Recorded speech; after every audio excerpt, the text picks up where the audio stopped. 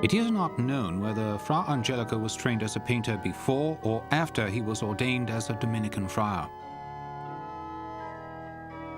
This fresco used to be in the dining hall of the Dominican monastery at Fiesole, where he lived.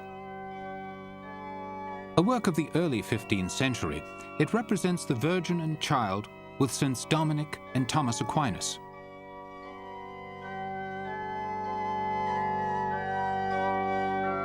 Holding the open book of Psalms is the Dominican philosopher and theologian Saint Thomas Aquinas.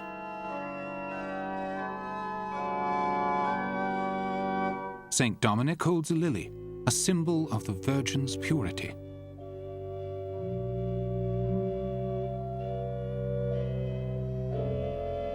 In the painting of Fra Angelico, the sentiment of a true believer is united with the skill of a master painter.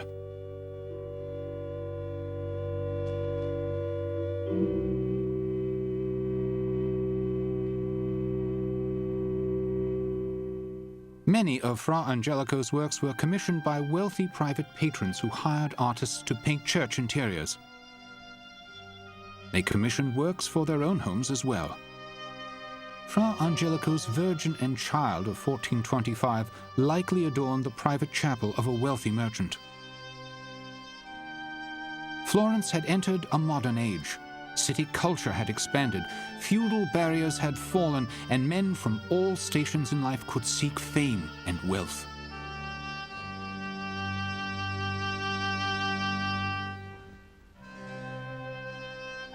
Fra Filippo Lippi was a favorite Medici artist. His painting from the 1460s represents the vision of St. Augustine. The Holy Trinity was the topic on Augustine's mind when he saw an angel in the shape of a boy who was drawing water from the sea. But Fra Filippo has transferred the scene to his local river, the Arno. Fra Filippo was an orphan raised by Carmelite monks who himself became a friar. Unsuited for religious life, he absconded with a nun, Lucrezia, with whom he had a son. They were forced to marry by papal order. Many of his paintings of the Virgin are said to be likenesses of Lucrezia.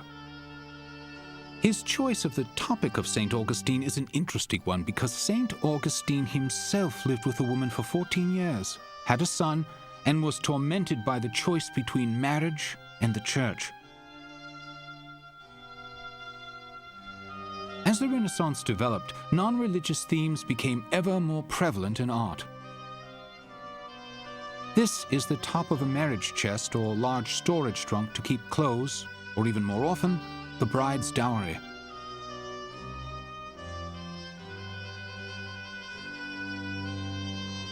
The scene is an enormous wedding celebration filled with many characters and activities.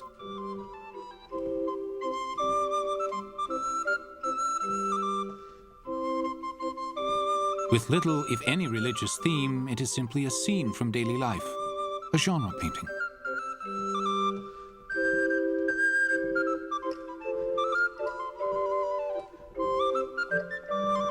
The wooden chest is carved into a bas-relief and then painted.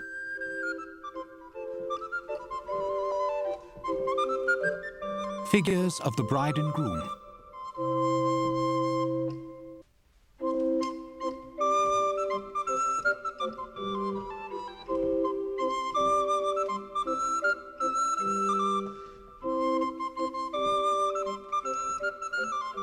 Angels decorate this beautiful Fra Angelico niche, which was intended to hold a container of holy relics. An enthusiasm for artworks and writings from antiquity swept Italy in the years of the early Renaissance. Artists sought out ancient Greek and Roman works like these bas-reliefs and studied them. They were fascinated by the concept of ideal proportions in the human figure. Cosimo de' Medici himself was an avid collector of antique works and hosted an elite artistic and literary circle, all interested in the creations of antiquity. Scholars like Petrarch had already discovered ancient manuscripts of Greek and Roman literature and philosophy. In the end, Renaissance values evolved out of the dialogue between Christian humanism and the spirit of antiquity.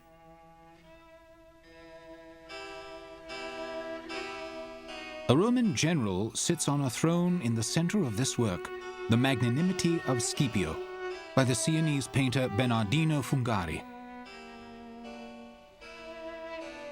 The painting from about 1512 tells the story from Roman history of a General Scipio who is given a princess in marriage by her family even though she loves another man. Scipio could insist that she be his bride, but he releases her from the marriage so that she can wed her true love.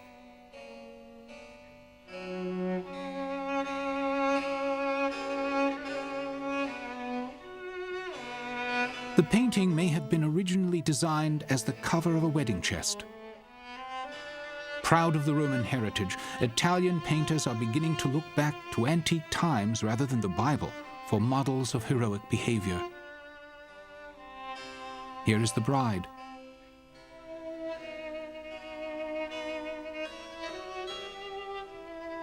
And the bridegroom.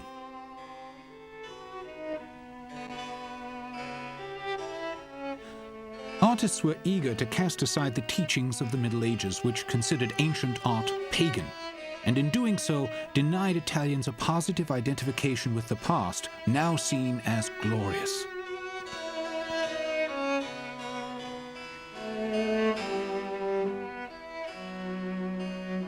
The generous Roman general Scipio plays host to the wedding of his rival.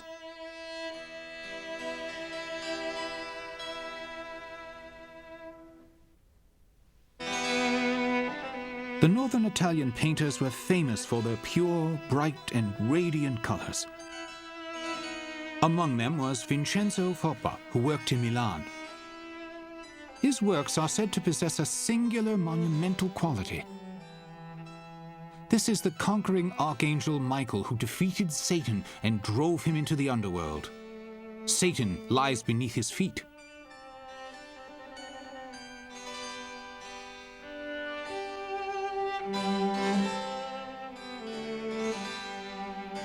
The Archangel Michael stands with his sword, dressed in a knight's suit of armor, outfitted in full regalia.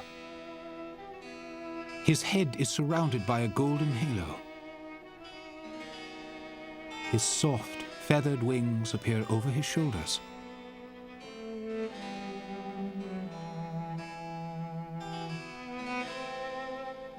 St. Stephen was the first Christian martyr. He was stoned for his preaching. Appearing before a governing council after Christ's crucifixion, he told the gathering they had killed the prophet of God. Florence has been recorded in history as the cradle of the Renaissance. One of the city's greatest attractions was the workshop of the Della Robbia family. Their sculpted terracotta figures were covered with an opaque colored glaze. This nativity scene dates from the late 15th century. It is set in a typical Italian landscape, complete with the details of country life.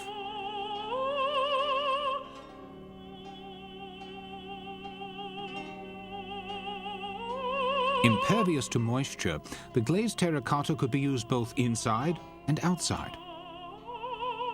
These decorations sometimes covered the fronts of churches or other buildings. The Della Robbia workshop was famous for what was called the sweet style.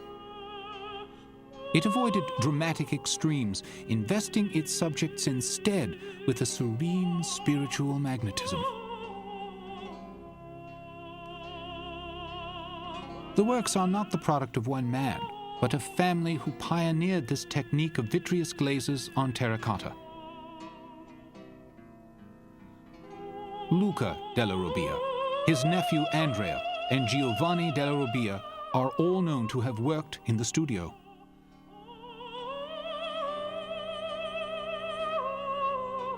The famous Florentine Renaissance architect Brunelleschi used the glazed terracotta to decorate his foundling hospital outside and inside his Pazzi chapel.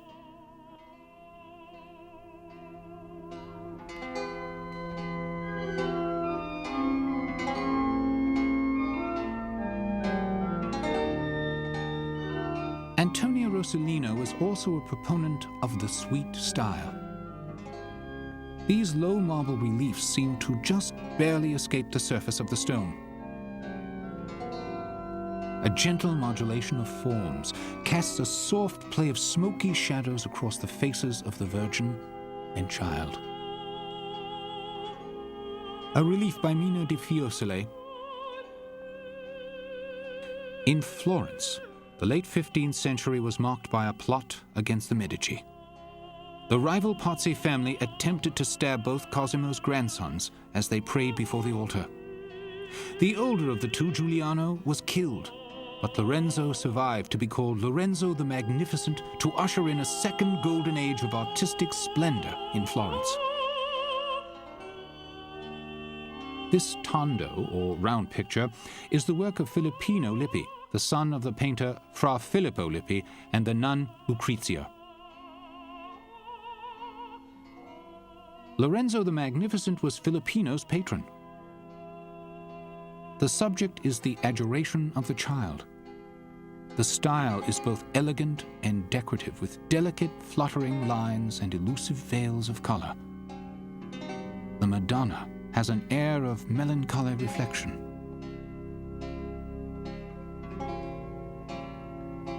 Just like his father, Filippino loved life just as it was and glorified earthly beauty without reservation. Filippino's work would flourish under the cultural leadership of Lorenzo, who also selected among his artists the young Leonardo da Vinci, Michelangelo, and Botticelli. The great Sandro Botticelli was the pupil of Filippo Lippi and a teacher of Filippino. This work was done late in his career. He retreated to sober religious themes following severe criticism by the fanatical moralist monk Savonarola. In this work, St. Dominic foresees the Last Judgment, just as Savonarola did as he called for a bonfire of the vanities to purify Florence. Indeed, the final days of the Florentine Golden Age were close at hand. At the end of the 15th century, when Perugino painted his work St. Sebastian, artists were fleeing Florence, many of them for Rome, the new artistic center. Lorenzo de' Medici had died in 1492. Shortly after, France invaded northern Italy, and the Medici were expelled from Florence. But the humanist tradition lived on now in the south. The new creative spirit passed to the geniuses Leonardo da Vinci, Raphael, and Michelangelo, the painters of the High Renaissance. In 2 centuries, artists had progressed from craftsmen to associates of princes, poets, and philosophers, leaders of a new age.